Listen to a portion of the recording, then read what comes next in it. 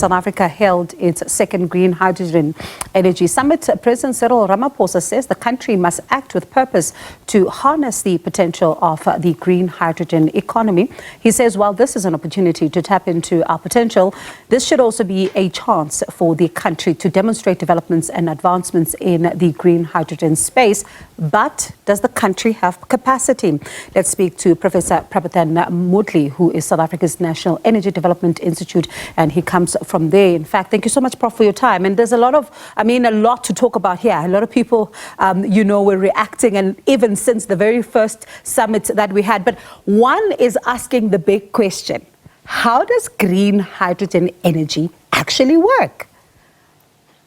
Absolutely. So good evening, Bongiwe. And that's a very important question. So green hydrogen is essentially hydrogen, and we know about hydrogen. Hydrogen is the very first element on the periodic table, so it's been known for a very long time.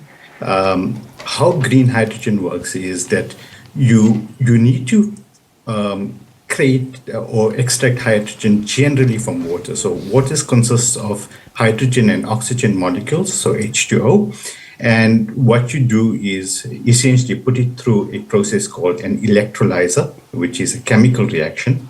And you have to put in a lot of energy into this process, the electrolysis process. And through that process, you extract the hydrogen and the oxygen molecules.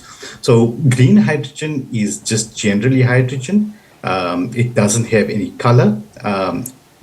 The key thing around green hydrogen is that you form or you manufacture this hydrogen using green technologies. So the energy that you put into the electrolysis generally comes from either wind or solar technologies, and hence everyone's after this green hydrogen, which is really made from renewable sources. So that's how green hydrogen works. You can make hydrogen with multiple other energy sources. You could use nuclear, and they call it pink. You could use gas, and you get blue hydrogen. And there's a whole spectrum of rainbow of hydrogen, but generally green is made from renewable resources through this electrolysis process. When you talk about a periodic table, you're taking me back to the lab at school, and I'm already having flashbacks from those very moments. But, one wonders, when we think about this, is there a capacity that you would say in South Africa for hydrogen energy?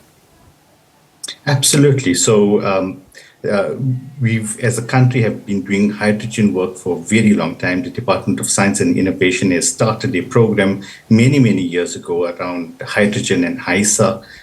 So we have been doing a lot of work in this space. We've got lots of capacity, both human resources as well as equipment. We know how the process works.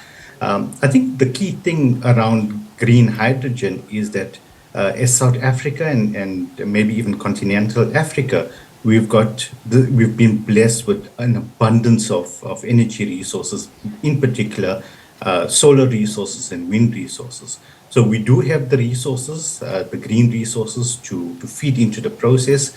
We do have knowledge around the electrolysis. And then I think the other important point is that you have to convert this hydrogen back into energy. And we use a fuel cell to do this, which is just a reverse of an electrolysis process. But the key ingredient in this fuel cell is platinum. And South Africa has about 70% of the world's platinum resources. So yes, we've got the green energy and we've got the platinum, and I think it bodes very well for the future. And one then would, listen to all of this, and given what, we've been hearing as a debate raging in the public domain, others would then have the questions that, what are some of the loopholes then if we are looking at this particular type of energy?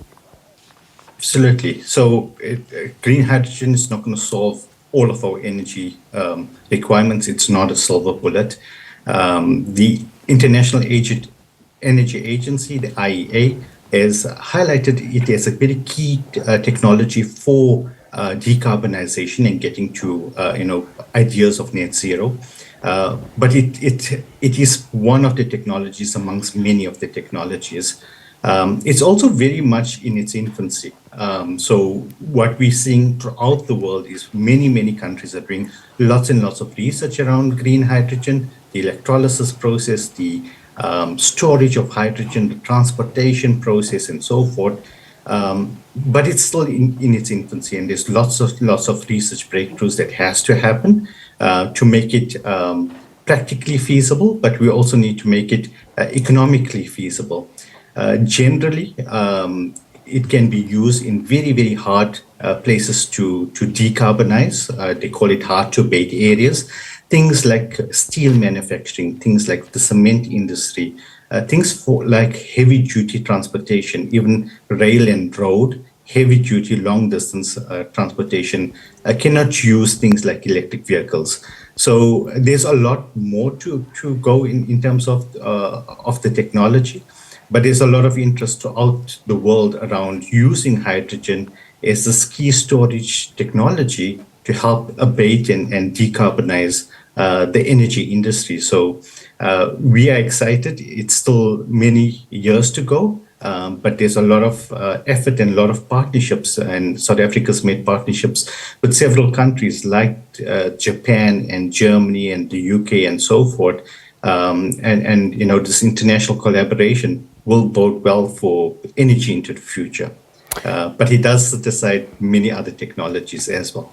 Prof, thank you so much for putting it succinctly for us, just to understand what this is and how then does it fit into our energy mix as South Africa, and all these conversations that are continuing around it. I'm sure the viewers now have an idea, as you took me back to school as well, to kind of know what we're talking about here. Let me thank you so much for your time. That is Professor Prathaban Moodley with the South African National Energy Development Institute.